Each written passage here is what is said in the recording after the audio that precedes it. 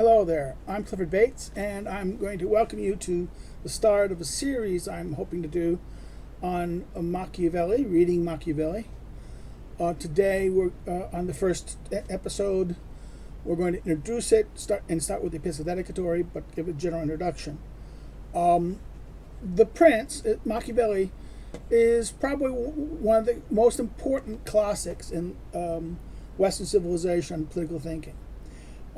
It represents a new turn, a break from the older tradition that starts with Socrates and onwards. Socrates, Aristotle, Cicero, Plato, Socrates, Xenophon. This whole tradition of political thinking, about teaching about the nature of politics. Which the Romans, through Cicero and many other writers of the time that we don't really have much of. Livy, also a historian, but still kind of follows much of what that teaching of Plato and Socrates and Aristotle had about political things. People like Polybius, a Greek writer who right at the time of the Roman the height of the Roman Republic. These are the big writers, the late Latin imperial writers of Tacitus. These were the great classic authors of the classic now. And many of the time these classic authors are very negative, like Tacitus will be very much. Aristotle and Tacitus both have very hard teachings, as does Thucydides. In other words, the ancients didn't all agree. There was disagreement. There was a disagreement between Plato and Aristotle. There was a disagreement between Socrates and Plato and Xenophon against Thucydides. There was a difference between Tacitus and, let's say, Cicero. Even though they're at different times, they also have different views of rhetoric and also the nature of political rule between Cicero and Tacitus. And a difference between Tacitus and Polybius too. Again, Tacitus writing at the death of basically the end of the Republic, the reign of the emperors being bad emperors. In fact, we have the chronicles of the really bad emperors through Tacitus, where Polybius is writing at the height of of Rome's power as the end of the Republic. So.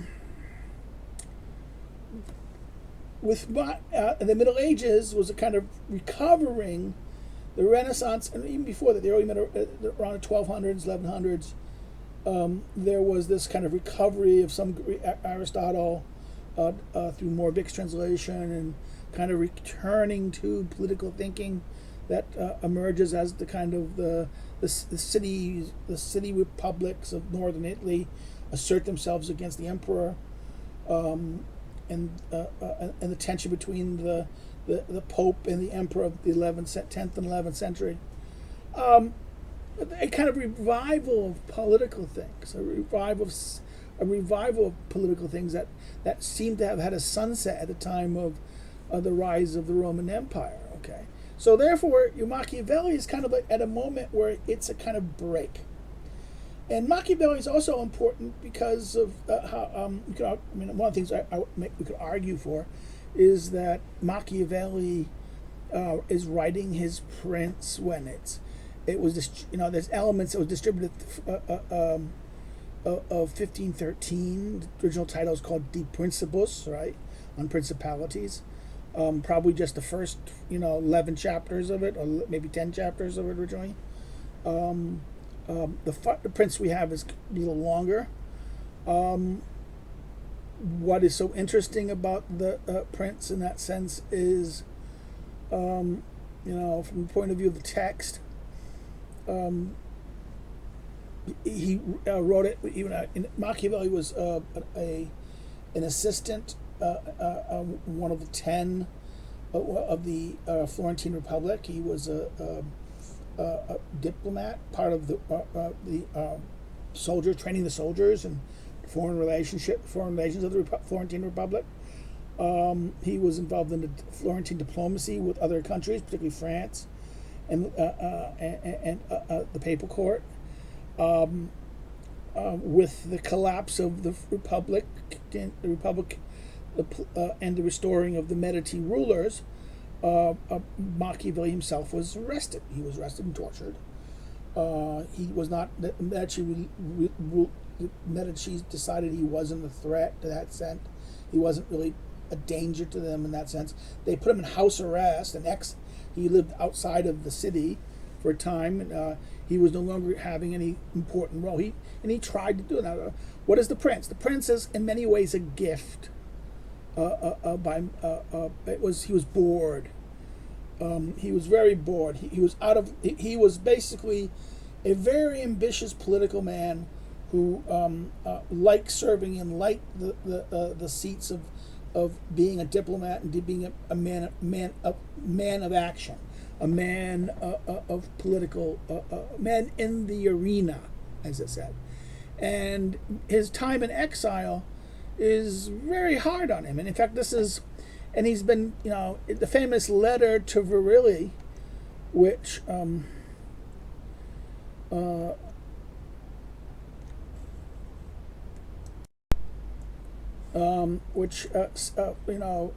Vittori, for a letter by Machiavelli to Francesco Vittori on December 10th, 1503. I'll read it out to you guys. Magnificent ambassador, never were divine favors late. I say this because I appear to have mislaid your favor. Since you have gone a great time without writing me, I was doubly whence the cause would arise. And for all those that came to my mind, I took little account except for one, when I feared you had stopped writing because someone had written to you that I was not a good warden of your letters. And I knew that, apart from Filippo and Pego, no one else had seen them on account of me.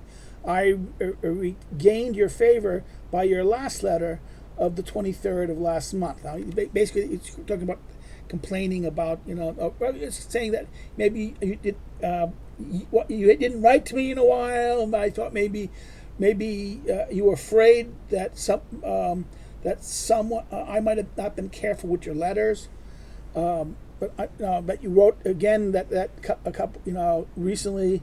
I'm happy, and he goes. He explained, I cannot tell you in the letter of mine anything other than what my life is like, and if you judge that it should be bartered for yours, I will attempt to exchange it. In other words, they keep comparing each other's life. I stay in my villa. Since these last chance events occurred, that is by that he means the Medici return of power. I have not spent, to add them all up, 28 days in Florence. Until now, I have been catching thrushes with my own hands. I would get up before gay, prepare traps, and go out with a bundle of cages on my back, so I looked like a Goethe when he returns from the harbor with the Anthropon's books. I caught at least 2, at most 6 thrushes. So all passed all September. Then this pastime, although annoying and strange, gave out to my displeasure. And what my life is like, I will tell you. I get up in the morning with the sun. I go out into the wood of mine that I am having cut down, where I stay for 2 hours and look over the work the past day, and pass time when the woodcutters, who always have some disaster on their hands, either among themselves or with their neighbors. And regarding this wood, I would have had 1,000 beautiful things to tell you of what happened to me with Fernozzo di Lapenzo and the others who wanted wood from it. And Fiorenzo in particular sent a number of loads without telling me anything. On payment, wanted to hold back 10 lira from me, which he said he should have had from me 4 years ago when he beat me at Crica at Antonio Guardini's. I became to raise the devil, and I was on point of accusing the driver who had gone for it of theft. but Giovanni Machiavelli came between us and brought us to agree. Battista Guardini, Filippo Giannani, Tommaso Leben, and some other citizens, when that north wind was blowing, ordered a load each from me. I promised to all, and sent one to Tommaso, which in Florence turned into a half load, because to stack it up there were himself, his wife, and the servant and his children, so that they all looked like Gabrua and his boys when he bludgeoned an ox on Tuesday. So when I saw those whose profit it was, I told the others I had no more wood, and all have made a big protest of it, especially Battista, who counts this among the other disasters of Prato. Where I leave the wood, I go to a spring, and from there to an aviary of mine. I have a book under my arm, Dante or Petrarch, or another minor poet like Tullibus, Ovid, and such. I read of their amorous passions and their loves. I remember my own and enjoy myself for a while in thinking this thinking. Then I move on along the road to an inn. I speak with those passing by. I ask them the news of their places, and I learn various things. And I note the various tastes and different fancies of men. And in the meantime comes the hour to dine, when I eat with my company and what food this poor villa and tiny patrimony allow. Having eaten, I return to the inn. There is the host, ordinary a butcher, a miller, 2 bakers. With them I become a rascal for the whole day, playing kikra or tickabak, from which arise 1,000 quarrels and countless abuses. Now these games are just like games of balls and throwing a ball against another ball, and these these games. Like 1,000 quarrels and countless abuses with insulting words, and most times we are fighting over a penny, and yet we can be heard shouting from Santa Castrino. Thus involved with these vermin, I scrap the mold off my brain. In other words, he says, dealing with these kind of people, these basically working class people, who are the butchers, the inmens, and they're playing kind of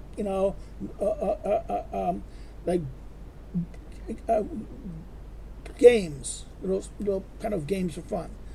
And then and it's kind of and they have fights. It's a little bit of gambling involved, and what happens is that they argue all sorts of argumentations over it, right? And they insult each other, quarrels and countless abuses and insulting words. And most of the time we're fighting over a penny, and yet can be heard shouting all the way to the next city, right? He says, thus involved with these vermin, I scrape the mold off my brain and satisfy the malignity of this fate of mine.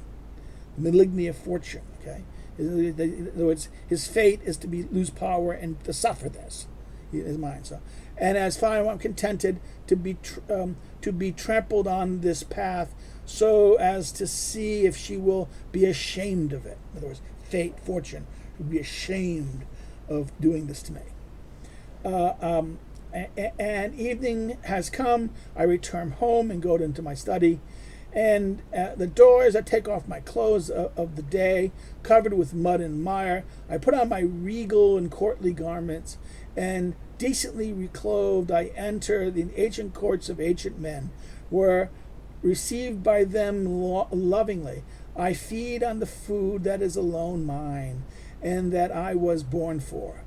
There I am not ashamed to speak with them and ask them the reasons for their actions, and they in their humanity reply to me. And for the space of 4 hours I feel no boredom. I forget every pain. I do not fear poverty. Death does not frighten me. I deliver myself entirely to them, because Dante says that to have understood without retaining does not make knowledge. I have noted what capital I have made from their conversations, and have composed a little work, De Principatos, on Principalities, where I dwell as deeply as I can into the reflections on this subject, debating what a principality is, what kind they are, and how they're to be acquired, and how they are maintained, why they are lost. And if you ever had been pleased by any of my whimsies, this one should not displease you. And to a prince, especially to a new prince, it should be welcome. So I am addressing it to Magnifico Giuliano, Filippo, I'm going to mispronounce this, Chazavesca has seen it. He can give you an account in part both of the thing itself and of the discussion I had with him, although I am all the time fastening and polishing it. If you wish, magnificent ambassador, that I leave this life and come to enjoy your life with you, I will do it at any time which I have done in 6 weeks. What makes me be doubtful that this is that the Sardini are there, whom I would be forced if I came to visit and speak with. I should fear that at my return I would not expect to get off at my house, but I would get off at the Bagardo, another prison. This is the name of the prison. For although this state has great foundations and great security, it is new, and because of their suspicion, nor does it lack wiseacres, wise asses, who to appeared like Pagato Beretti, an important person, would let others run up a bill and leave me thinking of paying. In other words, someone else would do something. Some of the smart asses will go do something and cause problems and let Machiavelli take the blame. I beg you to relieve me of this fear, and then I will come in time started to meet you anyway. I have discussed with Filippo this little work of mine, whatever to give him or to give it to him or not, and if it's good to give it, whether it should be good for me to take it or to send it to you. Not giving it would make me fear that at the least it would not be read by Giuliano, and that this Arganghelti would take for himself the honor of the latest effort of mine. The necessity that chases me makes me give it, because I am becoming worn out. I cannot remain as I am for a long time without becoming despised because of poverty. Besides, the desire I have that these Medici lords begin to make use of me, even if they should begin by making me roll a stone. For if I should not then win them over to me, I should complain to myself. And through this thing, if it were read, one would see that I had neither slept nor played away the 15 years I have had at the study of the art of the state. And anyone should be glad to have the service of one who is a folks of experience at the expense of another, and one should not doubt my faith, because of having always observed faith. I ought not now be learning to break it. Whoever has been faithful and a good for 43 years, as I have, ought not to have to be able to change his nature. And of my faith and the goodness of my poverty is witness. In other words, his poverty is his witness of his integrity. I should like then for you to write me again how this matter appears to you, and commend myself. And it says, be prosperous. 10th of December, 1513, Niccolo Machiavelli. Now, the letter is a very good indication of Machiavelli's life, Machiavelli's time, how he was dealing with it. Now let's turn, the Prince can be divided, let's say, into, before we turn to the Epistle Dedicatory, the introduction. There's four principal parts, four kind of sections, and that are surrounded by two things. The Epistle Dedicatory in chapter 26, the Exhortation on saving Italy. Now, again, I would recommend a good translation. Of course, everyone would probably use the Mansfield, but I would, and actually Cordevella's Yale, Angelo Cordevella's decent translation at Yale. And there's another one, but it's rather expensive, paperback. But of course, de Alvarez is at the Waveland. De Alvarez was my teacher as a graduate student when I was at Dallas under my master's, and de Alvarez is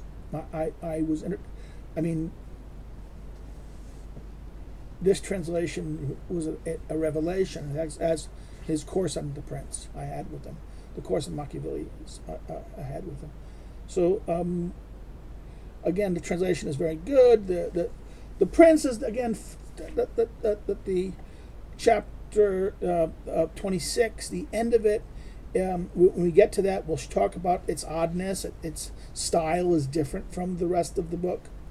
The exhortation to lay hold of Italy and vindicate her liberty from the barbarians. Right? It's an exhortation, right? And you've got an exhortation and a kind of, at the beginning, the letter of dedication. Now, what's interesting about the Prince is that it's, again, we have talked about it, it's mimicking a style. There's a whole tradition, starting with Xenophon's Cyropaideia, the education of Cyrus, this education of princes. And there was like a whole series of essays. In fact, even Cicero's Diophaces, a letter to his son, isn't kind of another mirror of Prince, even though it isn't. It's more like how the duties of a citizen, duties of man. But Cicero, Diophaces on duties, was seen in the Middle Ages and part of the early Renaissance as kind of this book on a mirror of princes, about a book about how to be a good prince. And the English book, the first one is Thomas Elyot's The Book of the Governor. Similar books that were very much a rise at the medieval period. And I'm not going to get into this. You can get the whole story about the mirror of princes. If you want to go look and Google mirror of princes. It's a whole tradition. Now, what the Prince is kind of like that, but overturning it, and therefore, remember the writing style of the time, academic writing. The educated people always would write in Latin. Okay, it would be writing in Latin. In fact, the titles of the book, Principalities, is a Latin title. In fact, the titles of the chapters will be in Latin. However, Machiavelli does something shocking, and that is he writes in the vulgar Italian. In other words, to write in the language of speaking and life is the vulgar. Educated people of the Renaissance and among the Italian moment of this enlightened Renaissance, the people like Thomas More and Erasmus, they're writing in Latin. Everything, all the public letters are in Latin. All public diplomacy is very much in Latin. Legal structure, legal law, legal documents, treaties, all Latin. So therefore, the international language of diplomacy and activities in Latin, and also intellectual conversation is Latin.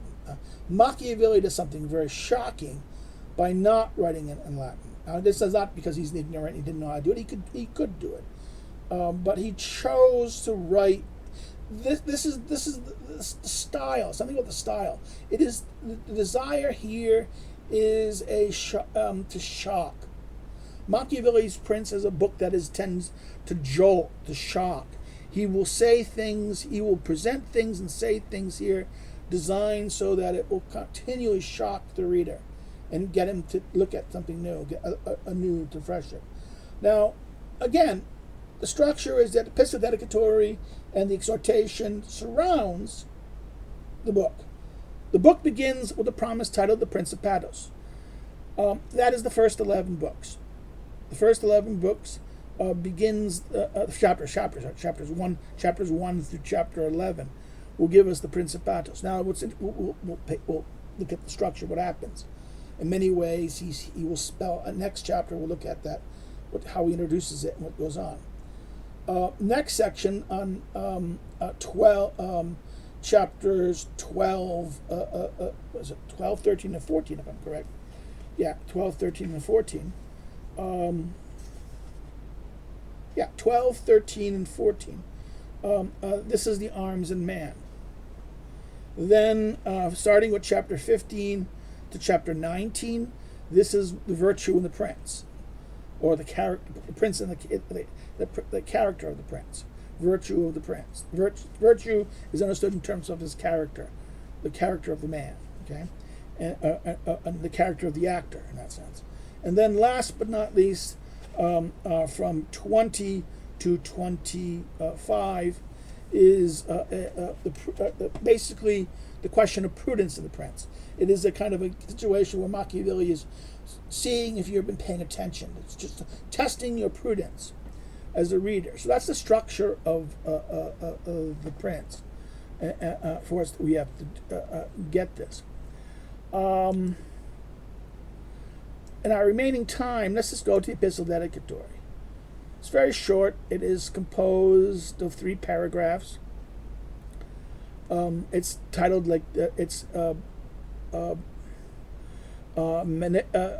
Niccolo Machiavelli to the magnificent Lorenzo Medici. Okay, so it's doing it to Lorenzo.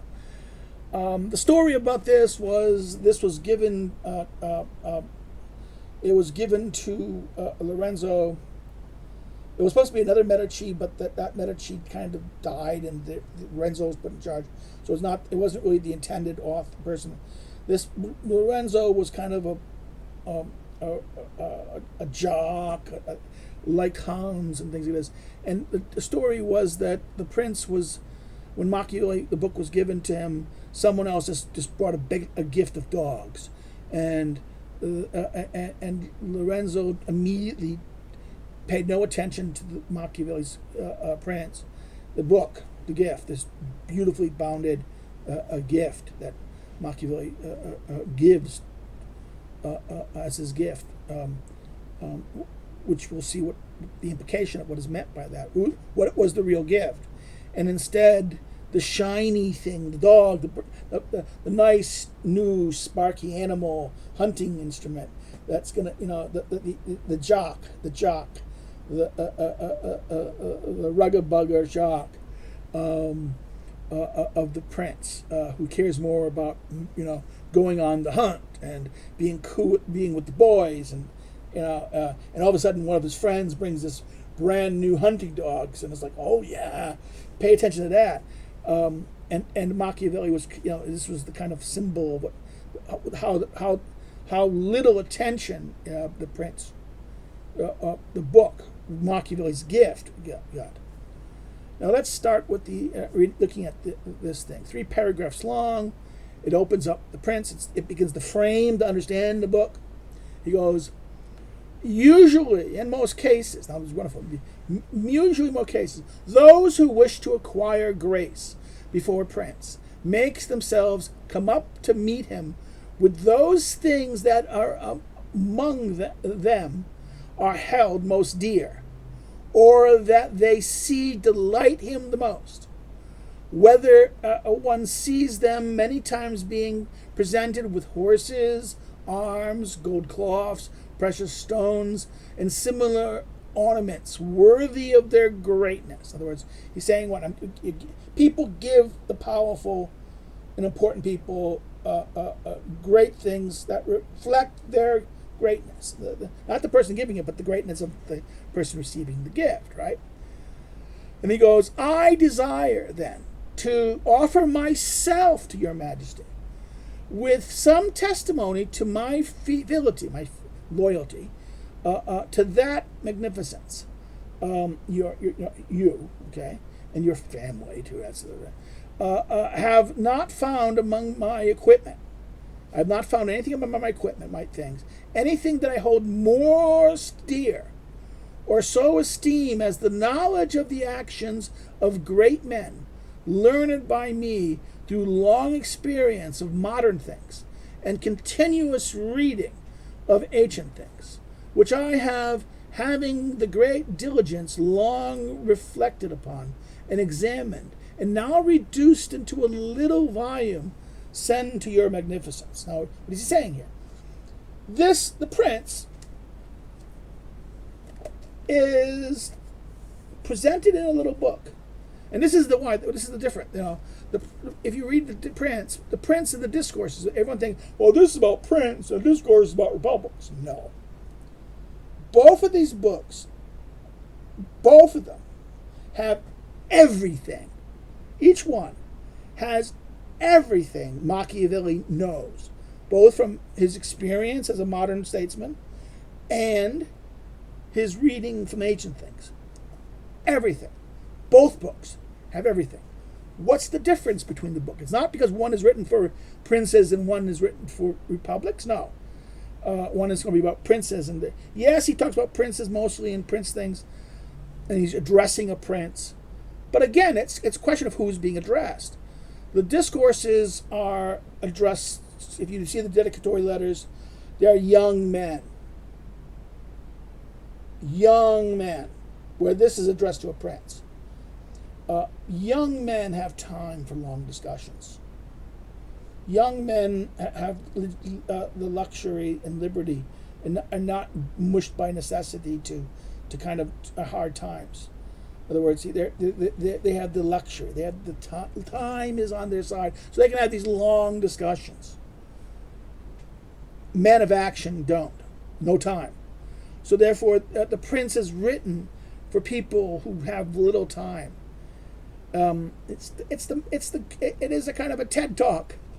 The Prince is a TED Talk. The Prince is kind of, but it's not a. See, most TED Talks are kind of simplistic, dumbed down things. No, this is everything he knows, condensed, and it's allowed to a man of action to assess it, to access it. That you are able to, in other words, through reading this book, you get into the mind of Machiavelli. And this is what he wants to do. This is what the letter indicates. I'm introducing you to saying that this is, I'm giving you, this is the way, as he himself entered the minds of the ancients. In that letter to Verrilli, that he describes how he dialogued with the greats of the past. You, the reader, get that same ability to engage with Machiavelli, Machiavelli's mind, through reading this. And he's there engaging with you, testing you, seeing if you're smart enough or bright enough, or has the good judgment enough to know when he's telling you the truth and when he's kind of bullshitting you. Because this is not another aspect of it. This is the irony about the prince. The prince, in later chapters, he will say and assert that you should do this. You should do something, which he earlier said don't do. So they say contradictions. They say the book is some people will argue that this book is not really, it's not serious in that sense. It's kind of trying to. It's a job resume. He says he's just saying what he wants to try to convince, saying a lot of nice, smooth talking things, trying to get. In other words, this is kind of a con job to try to get the Medicis to hire him. Yes and no at the same time, but he's not. It's more than that too. Yes, it's kind of like that, but it's more than that. And that yes, there is multiple audiences going on here. Yes, it's written for someone without time, but other people can read it. And therefore, the question is, who's the real audience? It's written for a prince, but it is really written for a true prince. Look, Machiavelli is looking to educate someone who can be a real prince, someone, a leader, someone who will master, who will have who has the abilities and judgment and virtue to be a great ruler, but only needs the occasion, or needs the kind of motivation to do such, or just needs the occasion to act. And what Machiavelli is trying to do here is kind of encourage the test and to kind of fertilize the mind, to cultivate the mind, to cultivate the reader, to cultivate him, and engage him, and force them to think about. So it's both, and at the same time, it's also trying to engage people who are interested in these questions. Now, let us finish up. In the second paragraph. And although I judge this work unworthy of the presence of his magnificence, yet I'm very much trust that it should be accepted, though his humanity, considering how there cannot be a greater gift from me than to give to one the faculty of being able in a very short time to understand all that I, in so many years, and in so many my hardships and dangers, have come to know and to understand. In other words, he's giving you the ability to know everything. He's going to teach you through his hardship and his time. He's going to communicate this to you in a brief manner, so you will, in a short time, learn what took him a long time. Okay, I have this work. I have not ornamented with the fullness of extended clauses, or the pompous and magnificent words, or whatever artifices or extrinsic ornaments which they most usually describe and ornament their things, because I wished that it would not be honored for any of these things, but only the variety of the matter and the weight of the theme give it grace. In other words, he's kind of being kind of ironic here and sarcastic. He is a master of style. Remember, Machiavelli is also a poet, a writer. His plays, Mandragora, Sisla, and Balfour, the Devil Gets Wife, will be one of the principles, with Petrarca and Dante, very central in the creation of Italian language and Italian literature. Okay. His Florentine history of Florence will be considered one of the great work, as well as the Prince. These are, in other words, his role of shaping modern Italian language is very important here. So therefore, he is, in other words, he's belittling his style by saying, I'm not going to be like Erasmus and those guys who are going to write in Latin and have this brilliance.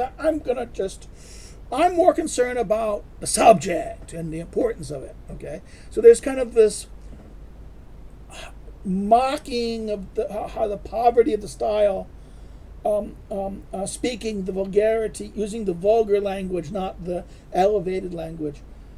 And what's important, but the idea here is the means by which this is being transmitted is less important than the thing that's being conveyed. The thing that's being conveyed is his knowledge of political things. Okay, his knowledge, his things that he's gained from learning, long learning, and through first-hand experience as a statesman. So therefore, this is this aspect here. And he goes, he gives it, and I'll continue this middle of this paragraph right here. Nor do I wish it to be thought presumptuous that a man of low and mean state dares to discuss regulate the government of princes. For just as those who sketch the countryside place themselves below in the plain to consider the nature of the mountains and high places. And in order to consider the low places, they put themselves on the mountains. Similarly, to come to know well the nature of people, one needs to be a prince. And to know that of the princes, one needs to be that of the people. So he has a very interesting argument here. He said, in other words, high, low, uses the metaphor of looking at things. He says, well, if I want to do the valleys, you don't paint the valleys to the valleys, you paint the valleys to the mountains. And by the versa, you paint the mountains, you're going to paint the mountains from the valley, the contrast, right? And this is between the princes and people. He thinks, it's presumptuous that me and nobody write about you, but to know you, like this analogy of the mountain and the valley, he says this is an argument. He's making an argument from analogy here, and the analogy here is the ability to get in other words, to know through contrast. The contrast of one gives the access to the other, and therefore, to know the people, one must be a prince, and to know the prince, one must be a prince. Now, but there's a play here. Who is the real prince here? Is he really the vulgar? Is he really the vulgar man? There's something. He's constantly playing at this, and now, of course, he's being to the prince. In fact, there's an important thing in the Italian. It's the formal you, but then at certain times, the formal you, the second person plural, will switch to the formal to the personal you. And that in French drama, in French drama, when that happens, that's usually when the seduction happens. That's when sex happens. Or everyone will talk about you, the second person singular. There's a formal and an informal, or an intimate. And what happens is in Italian that's there too. And what he does here is he does that too. He switches. And as he at first it's very formal, then later. Now in de Alvarez's translation, he'll highlight that. And also I think even Master's translation as well. Mansfield's translation as well. So therefore, in fact, even Neil Strauss in his preface makes on Spinoza talks about this, the high and the low. In other words,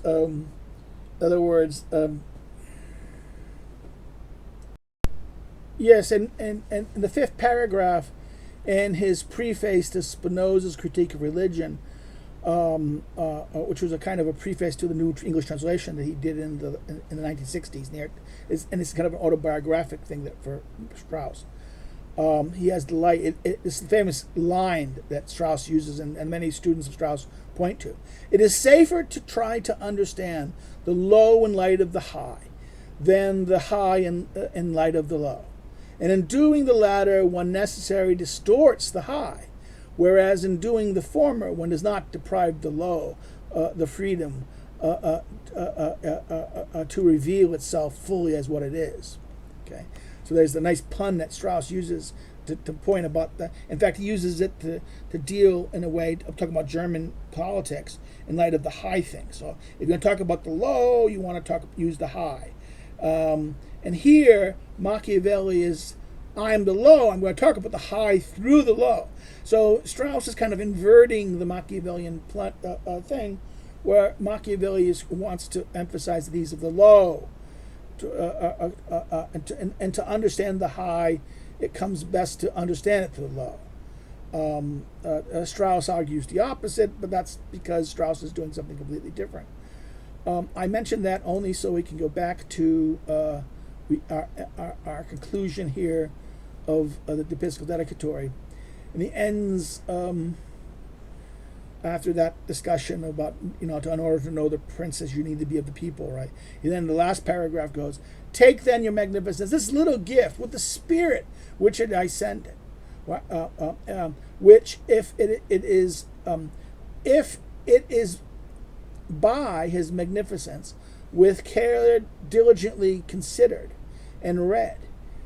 In other words, if he reads this with care and diligence, he will come to know in it my extreme desire that he come to know the greatness for which fortune and his other qualities promise. In other words, he's able to understand the nature of fortune, understand the nature of things, understand what his nature and virtue offers, knows how to handle fortune to be able to master the occasion, to master fortune for the occasion, to be able to exercise that fortune. Okay, and he continues there, like he says, that this is it, again. This is he's going to give this, and if he, the older reader, reads it with what again? Just read this.